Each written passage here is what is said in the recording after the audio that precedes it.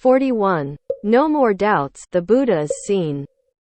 Imagine the prison of a wheel-turning king, formed of the 7 jewels, where rule-breaking emperors are locked inside, with towers and elegantly adorned palaces, jeweled canopies and beds made of gold, ornate windows and benches adored exquisitely, with rare and precious stones.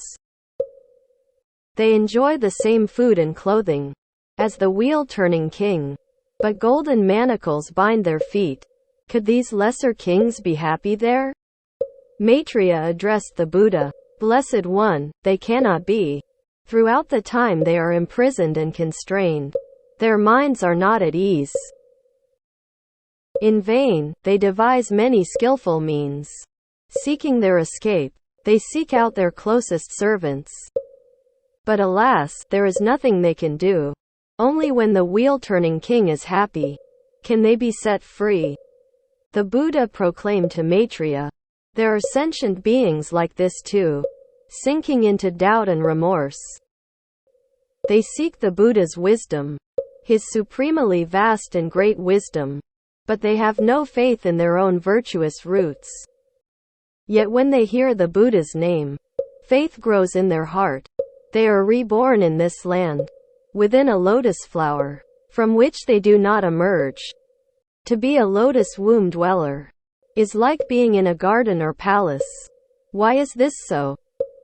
On the inside all is purified, devoid of all impurity and evil, yet they remain there for 500 years. They cannot see the 3 jewels. They cannot make offerings to Buddhas. They cannot serve them. They are detached from all extraordinary, virtuous roots. For this reason they suffer and experience no happiness. If these beings recognize the root source of their misdeeds, if they practice deep self-reflection, and seek to depart from this place, only then can they leave. When retribution for past errors has come to an end, thereupon, they go instantly to the place of Amitayus, and hear the Dharma. Gradually they see the light, and feel great joy, able to make universal offerings to innumerable Buddhas, and cultivate spiritual virtues. Maitreya, you should know that to have doubts about bodhisattvas is to cause great harm, and forfeit a great blessing. Therefore, you must have clear-seeing faith in the supreme wisdom of Buddhas. Maitreya addressed the Buddha. Why is it that beings of this type do not seek rebirth, although they do good deeds?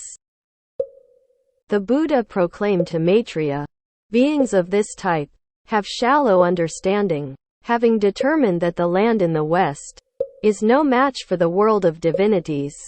They believe it brings no joy. Therefore they do not seek rebirth there. Maitreya addressed the Buddha. If beings of this type, due to misunderstanding, do not seek rebirth in this Buddha land, how can they avoid the wheel of samsara? The Buddha explained, the virtuous roots planted by beings of this type cannot be detached from form. They do not seek the Buddha's wisdom. They are deeply attached to worldly pleasures and worldly karmic rewards. Although they cultivate merit, they seek the outcome of man and divinity. They obtain their reward, an abundance of all things. Yet from the prison of the 3 realms, they cannot escape. Their parents and wives, children and dependents may wish to help them, but they cannot relinquish their heterodox views. The very king of bad karma. Thus they remain upon samsara's wheel, in a state of unease. Behold the witless and benighted, who do not plant virtuous roots, using worldly knowledge and clever words. Their hearts are led further astray. How can they possibly escape the great hardship of death and rebirth? Moreover, there are beings who plant virtuous roots and cultivate great fields of merit, yet they cling to form and conceptual thinking.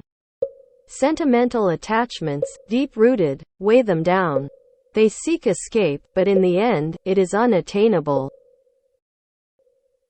If those with wisdom without form plant many virtuous roots, purify body and mind, abandon all conceptions, seek birth in a purified field, and hasten toward Buddhahood, they shall be reborn in this Buddha land, liberated for all eternity.